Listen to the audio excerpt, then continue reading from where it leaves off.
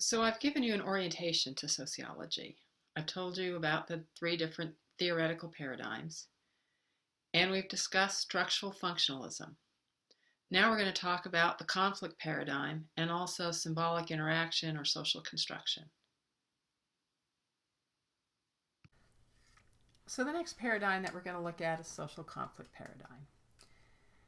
And the social conflict paradigm would see society as an arena for social inequality that generates conflict and change.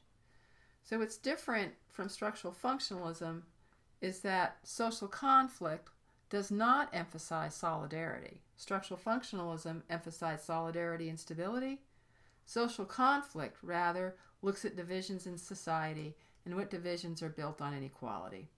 So in general, the social conflict paradigm will examine things like race, gender, social class, the unequal distribution of money, power, and prestige, those types of resources that allow people in society to gain an advantage or to gain extra status or to have more privilege. Social conflict would also look at patterns of dominance and subordinates. The conflict theory is based on the Marxist perspective. So while Marx was studying who had access to resources from an economic perspective, he looked at the means of production in England in the 1800s during the Industrial Revolution. However, many of Marx's principles can then be used in other types of sociological theories. So other areas of contemporary theory will draw on this idea of access to resources. Who has access to power and prestige? What types of patterns of dominance and subordinates exist within society?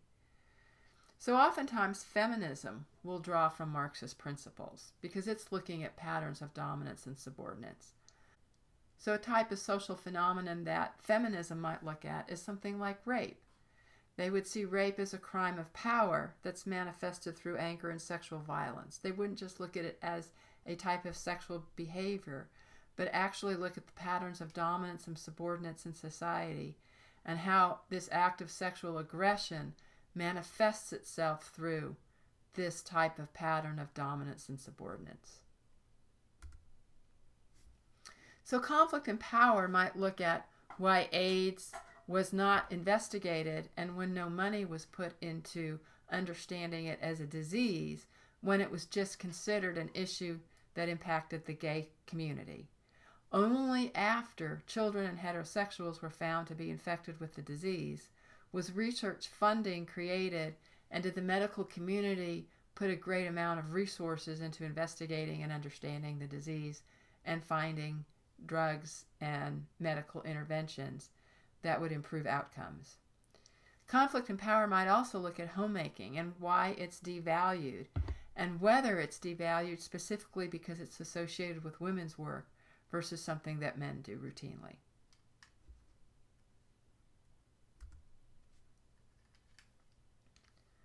And the last paradigm that we're going to look at is symbolic interaction. And symbolic interaction is done on a micro perspective. It's a micro-analysis.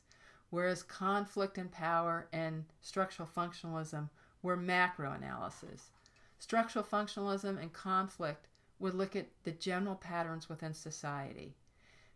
On the other hand, symbolic interaction looks at interpersonal relationships. It looks at the specific situation and the analysis done on the personal or the individual level. So symbolic interaction considers specific situations and how that social interaction takes place between individuals. So some of the basic premises underlying symbolic interaction include the idea that society develops meaning from its everyday interactions, and that social construction refers to our ability to creatively shape reality through our social interaction, that our behaviors are not static, that our behaviors are fluid, and that it's through our social interaction that we negotiate how and what we will do and what the meaning is behind those behaviors. So following from that is the idea that reality is negotiated. Now there are limits on what can be shaped, how we can shape our reality, but at the same time, much of the social meaning that we give to our behaviors, whether it's waving hello to somebody or greeting somebody with a firm handshake or giving somebody a hug, those realities of what the meaning is behind those gestures, those realities are negotiated through our everyday interactions. So one of the theorists that I like to point out is W.I. Thomas, because he made the statement that situations we define as real become real in their consequences. So there is no reality to the meaning of the handshake, but for the reality we give it. And once we give it that reality, then the consequence of that meaning, that's what's real. So waving hello at somebody, that in and of itself doesn't have any meaning until we define that as a gesture of benevolence, of a way of doing a greeting and showing that there's no harm. But the true reality behind that is the meaning that we give it.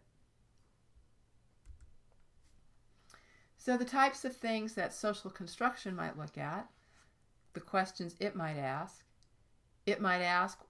why AIDS became a disease only when we defined it as such. And it might ask why girls and boys take on the characteristics that are reinforced by their parents and society. So, to review everything, there are three major theoretical paradigms, and each one of them might ask specific types of questions which that paradigm is better equipped to answer. So, structural functionalism, it's done at the macro level. And it asks central questions such as how is society integrated? What are the major parts of society? How are those parts interrelated? And what are the consequences of each for the operations of society? Social conflict, on the other hand, is a macro level analysis. And it might ask questions such as how is society divided? What are the major patterns of social inequality? How do some categories of people protect their privileges? And how do other categories of people challenge the status quo?